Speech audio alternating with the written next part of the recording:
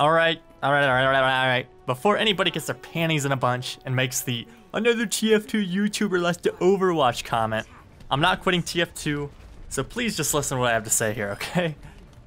Last weekend, I was fortunate enough to get into the stress test for Overwatch, and like many people in the TF2 community, I've been looking forward to trying out this game because it's been compared to TF2 very often, and it's easy to see why. They're both class-based first-person shooters. They both have a non-realistic art style. They have very similar game modes, including payload, king of the hill, attack, defend. But in my opinion, that is where the similarities end. I played the game for maybe 10 hours over the weekend, so what I say should be taken with a grain of salt. But even after playing for such a short amount of time, I'm pretty confident in saying that the games play very differently. On one hand, you have TF2, which is a very fast-paced shooter. It's Twitch-based. It relies heavily on reaction time and skill. If you're good enough, you can take on multiple opponents at a time. In Overwatch, you can't really do that. With the way classes work in this game, you can't rush a point with 3 people defending it and expect to live. Unless maybe you use your ultimate. If you find yourself in a bad situation, it's a lot harder to get out of it than it is in TF2. You can't rely on your skill to get you out, which means you need to focus more on avoiding those bad situations than trying to figure out how to get out of them. The standard game mode in TF2 is 12v12. That's the pub. That's what Valve is balanced around. That's what they push. But now with matchmaking, it's kind of they're pushing more 6v6, which is similar to Overwatch. But for me, one of the biggest differences between these two games is the movement. After playing Team Fortress 2 for so long, I've kind of taken for granted how much control you have. You can strafe, you can surf, you can blast jump. Each of these techniques increases the depth and the skill ceiling of the game, and you're not going to find these things in Overwatch.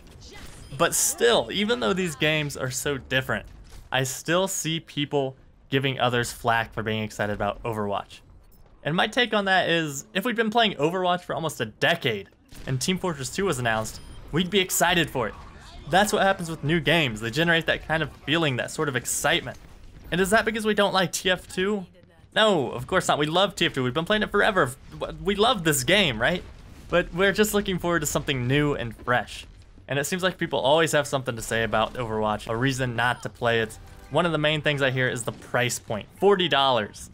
What a huge chunk of money, right? Not really. $40 for a brand new game isn't a lot, and Blizzard has already announced that all the future maps, all the future heroes are going to be free. You're not going to have to pay for those things. You get extra content just like you do in Team Fortress 2, for no cost at all. And I think part of it has to do with the way the gaming industry is just going now. Everybody's getting spoiled with such a large amount of free-to-play games that are quality games with microtransactions. But when I was younger, pretty much every game cost $30 to $50, and I'd get maybe 2 or 3 games per year. Those would last me the entire year. And I understand that things are different now, and the free-to-play business model has proven to work. It's been successful, but that doesn't mean every game has to be free-to-play. And there's also the argument, well, $40 for a multiplayer-only game is too expensive. I think that excuse is lame. If Overwatch had a campaign, you'd spend maybe 20 hours playing it. The majority of your playtime is going to be in multiplayer. That's where the most replayability comes for pretty much every single game. Another ridiculous statement that I've heard is that Overwatch just isn't going to have any sort of staying power. It's just hyped up right now, and it's going to die off in a year or two. And the thing I have to say to the people that say this is, this isn't Call of Duty. They're not going to come out with a new installment in another year. Overwatch 2 isn't going to come out next November. Maybe the people that say this forget that Blizzard is the company behind this game. And for anybody who doesn't know what Blizzard's made, let me just go over a few games here. World of Warcraft. This game was released in 2004 and still has over 5 million people playing it. Hearthstone, released just a couple years ago, and it already has attracted a player base of over 30 million. Another game they made, StarCraft, one of the most popular and influential real-time strategy games of all time. And yeah, people can always point to Heroes of the Storm as an example of a Blizzard game that didn't really take off. You can say, look at that, well, that doesn't mean just because it's made by Blizzard that it's going to be successful. But you look at Heroes of the Storm, and it's still arguably a top 25 game on Twitch. All of that being said, there is one thing in Overwatch that I don't really like, and that comes with the territory of it not necessarily being a skill-based game. Many of my deaths feel undeserved. And it's not the kind of death where I've overextended or put myself in a bad situation. It's the kind of death where we bump into each other around a corner and I get hit with a random crit. In TF2, I'm sure all of you guys are familiar with that sort of scenario. If I'm playing TF2 and I run into a heavy, I have two options. I can fight or I can run away. In Overwatch, certain classes have abilities that take that kind of control out of the player's hands. There's a character called Mei, whose primary weapon can freeze players in place, preventing them from moving at all. There's a character named McCree, who has a flashbang that will stun players for a couple of seconds, similar to how the Sandman works in TF2, which wouldn't be a huge deal if McCree couldn't also unload 6 shots from his revolver in less than a second. Roadhog, another character, has a giant hook that can grab players and pull them towards him. These things aren't fun to play against. But at the same time, there are a few weapons in TF2 that aren't fun to play against as well.